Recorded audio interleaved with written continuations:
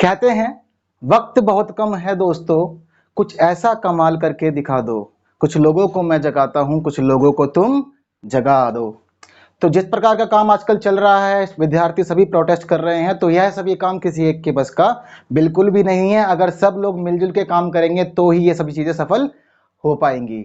नमस्कार दोस्तों, मैं कुणाल आप सभी का हमारे लर्निंग प्लेटफॉर्म कुणाल से इंस्पायरिंग पे स्वागत करता हूं। तो पिछले हमारी वीडियो काफ़ी लोगों तक शेयर हुई, बहुत सारे लोगों ने देखा, लगभग उस वीडियो को 300 लोगों ने देख लिया था पिछले 2-3 दिनों के अंदर।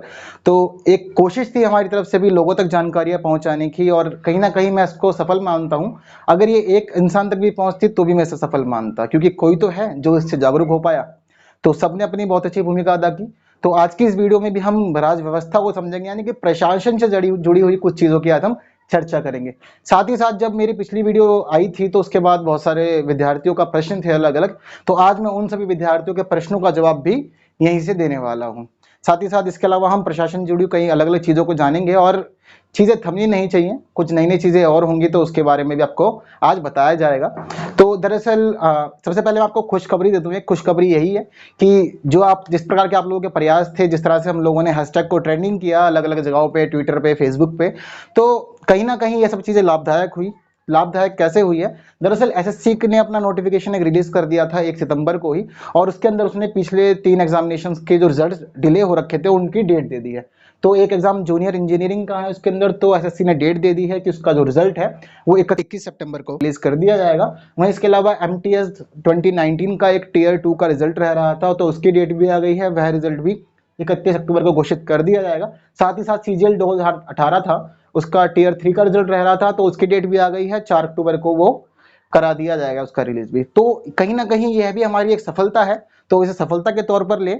और साथ ही साथ रेलवे डिपार्टमेंट के जो हमारे एग्जाम थे, जो पिछले लगभग 1.5 साल से अब तक रुके हुए थे, वह सभी एग्जामों के लिए भी डेट जब आ गई है, तो डिपार्टमेंट ने अब घोषणा कर दी है कि ग्रुप डी और एनटीपीसी के जो एग्जाम है वो 15 दिसंबर के बाद कंडक्ट करवा दिए जाएंगे। 15 दिसंबर से उनको एग्जामिनेशन को शुरू करवा दिया जाएगा, तो यह भी कहीं ना कहीं बहुत अच्छी बात है। अब यहाँ पे यह कहा जाए कि बहुत ज्यादा डिले हो रहा है, तो देखो सबका हमारी मर्जी से नहीं हो सकते, कहीं ना कहीं प्रशासन भी अपने लिए टाइम लेगा। तो यह बहुत अच्छी बात है कि डेट सब आ गई है, तो कहीं ना कहीं उम्मीदें बन गई हैं कि चीजें हो पाएगी। साथ ही साथ अब तक का जो हम लोगों का जो प्रोटेस्ट चला है, जो हमने ऑनलाइन काम करा है, यह बहुत हद तक सफल रहा है। तो मैं आप लोगों से यह रिक्वेस्ट करूंगा, कहीं ना कहीं कुछ गलत काम ना हो जिसकी वजह से ये सभी चीजें खराब हो जाए। क्योंकि जब असहयोग आंदोलन गांधी जी ने चलाया था, तो उस समय केवल वो एक चोरा चोरी कांड की वजह से ही उन्होंने वापस ले लिया था, और पूरी की पूरी जो स्वतंत्रता मिलने की उस समय जो पूरी बन गई थी परिस्थितियां, वह सभी चीजें भी खराब हो गई थी। तो जिस प्रकार से काम अभी चल रहा है ऐसे ही चलनी चाहिए लगातार। अब हैशटैग ट्रेंडिंग हो रहे हैं, सरकारें देख रही हैं, प्रशासन देख रहा है। तो अभी फिलहाल जो हमारा ट्रेंड जो है हैशटैग, वो यही है कि 9 बजे 9 मिनट, यानी कि सभी ने मिलजुल के बैठक की है और फैसला ले लिया है कि आने वाली 9 सितंबर को रात को 9 बजे 9 मिनट के लिए सभी लोग अपने यहाँ पर टॉर्च जलाएंगे। तो कहीं ना कहीं प्रोटेस्ट जो है वो प्रशासन के तरीके के अनुसार ही विद्यार्थी कर रहे हैं, यानी कि जैसा प्रशासन काम उन सब तक करवाते आया था, वही चीजें अब सभी विद्यार्थी भी अपनी चीजों के लिए प्रस्तुत कर रहे हैं।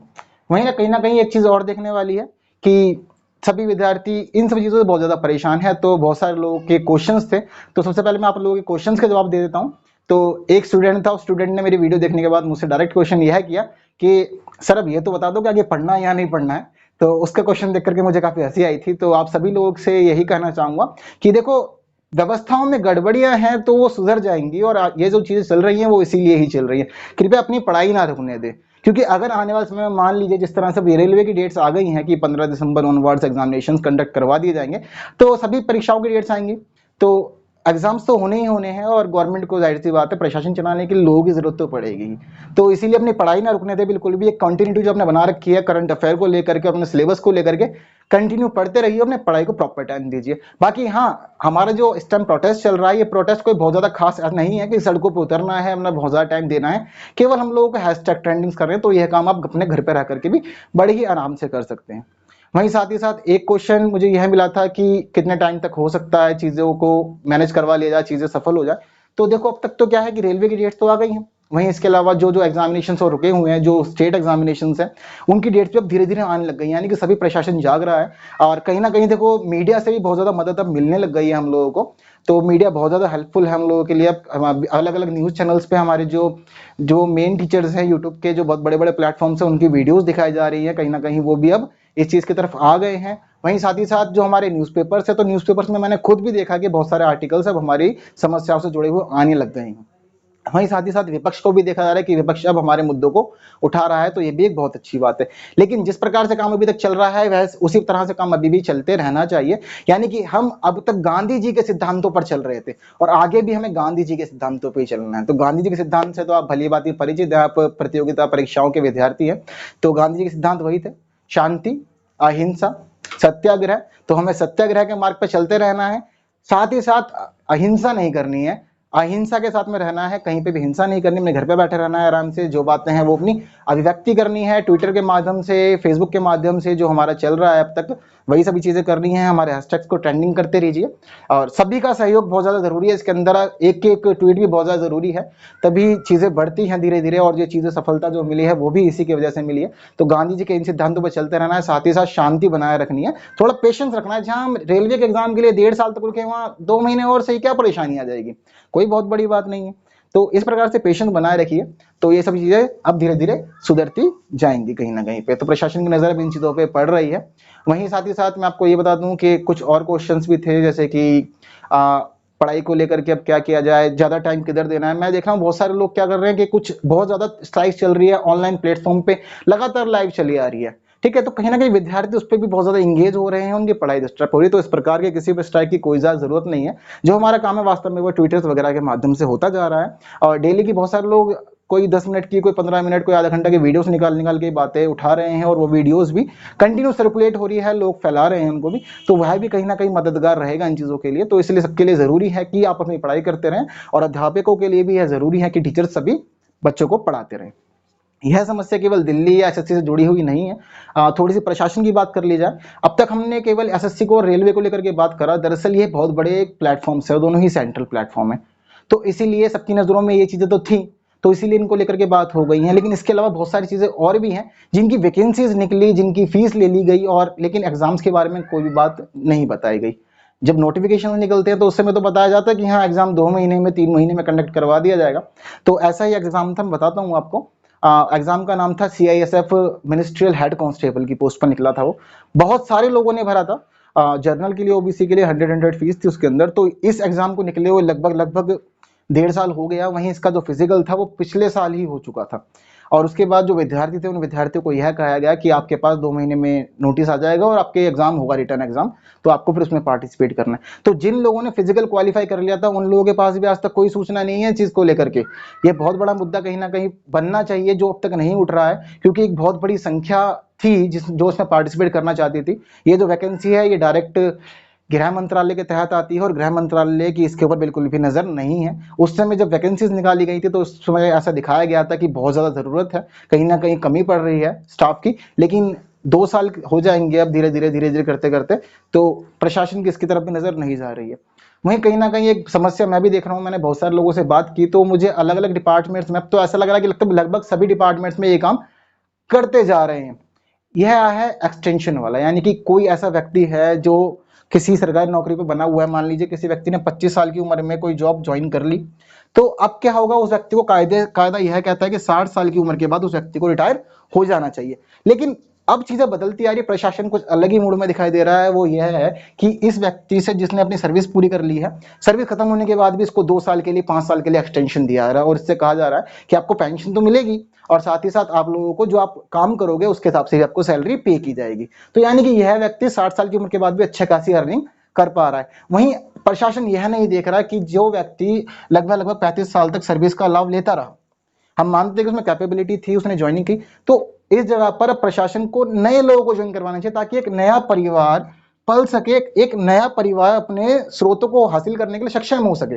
लेकिन प्रशासन क्या कर रहा है, जो पुराना परिवार जो अब तक गवर्नमेंट इनकम ले रहा था, चीजों से अर्निंग करा रहा था, वो अभी भी चीजें ले रहा है, उसको ही नए नए संसाधन दिए जा रहे हैं। जो व्यक्ति नया इस फील्ड में आना चाहता है उसके लिए यहाँ पर व्यवस्थाएं नहीं की जा रही है। बहुत सारे टीचर्स की जॉब इस प्रकार की हैं जो काम चल रहा है। वहीं आजकल यह भी सुनने में आया कि ये चीज़ अब रेलवे में भी कर दी जा रही है। रेलवे में भी यही काम हो रहा है। 60 साल के बावजूद जो लोग थक चुके हैं, बूढ़े हो चुके हैं, जिनकी हड्डियों में जान नहीं है, जो एनर्जी नहीं रखते, उन लोगों से कहा जा रहा है कि आप काम कीजिए। यह तो कहीं से कहीं तक सही नहीं है। तो यह बात भी कहीं ना कहीं अब सामने आनी चाहिए और इस व्यवस्था को भी खत्म कर देना चाहिए। वहीं साथ ही साथ कहीं ना कहीं अब ऐसा दिखाया रहा है कि सरकारी नौकरियों में भी दिहाड़ी मजदूरी चल रही है। जैसे कि गवर्नमेंट टीचर्स, आजकल हम देख रहे हैं गवर्नमेंट टीचर्स के लिए वैकेंसीज तो कम निकल रही है, लेकिन कहीं ना कहीं जो गैस टीचरों को ज्वाइनिंग करवाई जा रही है उनको एक तरह दिहाड़ी मजदूर की तरह ट्रीट किया जा रहा है। यानी कि उनको पर डे के हिसाब से जब जब वो आएंगे उनको उसी उसी दिन की सैलरी दी जाएगी, और मान लीजिए बीच में अगर वो छुट्टी कर लेते तो उनको उस दिन की सैलरी नहीं मिलेगी। वहीं अगर बीच में जैसे कि हम देखते हैं 2 महीने गर्मियों की छुट्टियां होती हैं हमारे देश के अंदर, तो उनको उस दौरान भी कोई सैलरी नहीं दी जाती है। तो कहीं ना कहीं एक जो गवर्नमेंट टीचर अपना लोगों के भविष्य बनाने के लिए, विद्यार्थियों का भविष्य बनाने के लिए पूरी तरह से काम करते हैं, अपना समय देते हैं, उन लोगों को कहीं ना कहीं अब दिहाड़ी मजदूर की तरह ट्रीट किया जा रहा है। जहां एक तरफ एक व्यक्ति को 60 साल के बाद भी अच्छा खासा काम करवाया जा रहा है, वहीं एक तरफ एक युवा व्यक्ति को गैस चीजें के नाम पर दिहाड़ी मजदूर के तौर पर ट्रीट किया जा रहा है। तो ये भी एक बड़ी समस्या देखने में आ रही है प्रशासन के अंदर। तो कहीं ना कहीं यह सभी चीजें सुधरनी चाहिए। इसके अलावा बहुत सारे डिपार्टमेंटल्स अब एग्जाम रह गए थे, तो वहां से भी धीरे धीरे डेट्स आना शुरू हो गई है। तो कहीं ना कहीं हमारी जो बहुत सारी चीजें तक होती हुई आई है वो सफल हुई हैं, लेकिन हम इसको पूरी सफलता नहीं मान सकते। हम यह नहीं कह सकते कि हम मंजिल पे पहुंच गए। अभी भी बहुत सारी चीजें ऐसी हैं जो हमें मिलनी बाकी रह गई है, क्योंकि अभी आने वाले समय में हमसे हमारे छोटे भाई बहन भी आ रहे हैं जो इसी फील्ड में आएंगे, जिनको भी कॉम्पिटिट करना है। तो वह सभी लोग कैसे फेस करेंगे। वहीं साथ ही साथ कई लोग यह मुद्दे उठा रहे हैं कि अगर विद्यार्थियों की परेशानी है तो विद्यार्थी खुद सामने क्यों नहीं आ रहे, टीचर्स ही बोल रहे हैं और यूट्यूब पे ये सभी काम कर रहे हैं। दरअसल अगर एक विद्यार्थी ये सभी काम कर सकता होता तो ये सभी काम वो बहुत पहले कर चुका होता। टीचर जो है उनके पास अपना एक प्लेटफॉर्म है, वो अपने प्लेटफॉर्म से उनकी बातों को रख सकते हैं, लेकिन एक विद्यार्थी के पास कोई प्लेटफॉर्म नहीं है। लेकिन हाँ, यह वही विद्यार्थी है जो ट्विटर्स पे, फेसबुक्स पे, अलग अलग जगहों पे जाकर जा करके अपने हैशटैग को ट्रेंडिंग करवा रहा है, क्योंकि इतने ज्यादा टीचर नहीं है जो ये सभी काम कर सकते। तो ये सभी काम बच्चे कर रहे हैं। जिस प्रकार से हमारे देश की जनता अपना एक प्रतिनिधि चुनती है, तो उसी प्रकार से सभी बच्चों ने अपने अपने अनुसार अपने अपने प्रतिनिधि चुन रखे हैं जो उनकी बातों को आगे रख रहे हैं। वह उनसे अपनी बातें साझा करते हैं, जो समस्याएं वो फेस कर रहे हैं उनको डिस्कस कर लेते हैं, उसके बाद वो उसको आगे रखते हैं। तो आज की क्लास की जो बात थी, आज हमने कई विषयों पर चर्चा की है, तो बहुत चीजें अच्छी हुई हैं। अच्छा यह है कि परीक्षाओं की डेट्स आ गई हैं कहीं कहीं की, तो विद्यार्थियों के अब यहाँ जो हैशटैग ट्रेंड कर रहे हैं अच्छी बात है, वो कीजिए, वो जरूरी भी है। लेकिन अब कहीं ना कहीं आपका दायित्व और ज्यादा बढ़ गया है कि अब एनटीपीसी का एग्जाम है, ग्रुप डी के एग्जाम है, तो आपको इनके लिए भी तैयारियां करनी है अपनी। वहीं जिनके यहाँ पर रिजल्ट्स आ रहे हैं तो उन लोगों को मैंने आगे के टीयर्स के लिए भी देखना है। वहीं साथ ही साथ आगे भी एसएससी एग्जाम कंडक्ट करवाएगा तो उनकी तैयारियां भी करनी है। जिन लोगों ने डिपार्टमेंटल एग्जाम यानी कि स्टेट लेवल पे या पेपर भरे हुए हैं, तो वो लोग भी अपनी तैयारी बनाए रखें, करते रहें लगातार, और बहुत ज्यादा समय व्यर्थ ना करें इन सभी चीजों के अंदर। एक अपनी पढ़ाई की कंटिन्यूटी बनाए रखें और चीजें अच्छी होंगी और ज्यादा अच्छी होंगी। एक दिन सब मंजिल पे पहुंचेंगे, और आप वीडियो देख रहे हैं तो मेरे उम्मीद करता हूं कि एक दिन आप गवर्नमेंट जॉब पे जरूर पहुंचेंगे। तो आज की वीडियो के में इतना ही बात करते हैं कि नेक्स्ट वीडियो हम जल्द निकालेंगे, उसमें भी कुछ और मुद्दों को उठाएंगे। अगर आपके पास ऐसा कोई विषय है तो आप वह विषय हम तक लाइए, हम उसको आगे और लोगों तक पहुंचाएंगे और लोगों को भी जागरूक करेंगे इसके बारे में। सो इन द लास्ट, इस वीडियो को ज्यादा से ज्यादा लोगों तक शेयर कीजिए। यह आपकी जिम्मेदारी है कि आप लोगों को अवेयर कराएं और राज व्यवस्था के बारे में बताएं। साथ ही साथ इस वीडियो को लाइक कीजिए और शेयर करते रहिए लगातार। जो एक चेन बनी हुई है वो चेन बनी रहने दिए। साथ ही साथ ट्विटर जरूर यूज करें, फेसबुक यूज करें, और साथ ही साथ 9 सितंबर के लिए हैशटैग कीजिए 9 बजे 9 मिनट। सबको, जितने विद्यार्थी हैं जो इन समस्या से जूझ रहे हैं, दिया जलाएं, टॉर्च जलाएं, लाइट जलाएं, सब कुछ अंधेरा करने के बावजूद फिर एक बार वही पुरानी वाली रात अब दिखाई देनी चाहिए ना, क्योंकि विद्यार्थी तो हर घर में बसता है। सो शेयर करते रहिए and thank you so much for watching this video. एक हमारी यूनिटी है, यूनिटी बनती रहे, काम चलता रहे, सब चीजें अच्छी हो जाएंगी।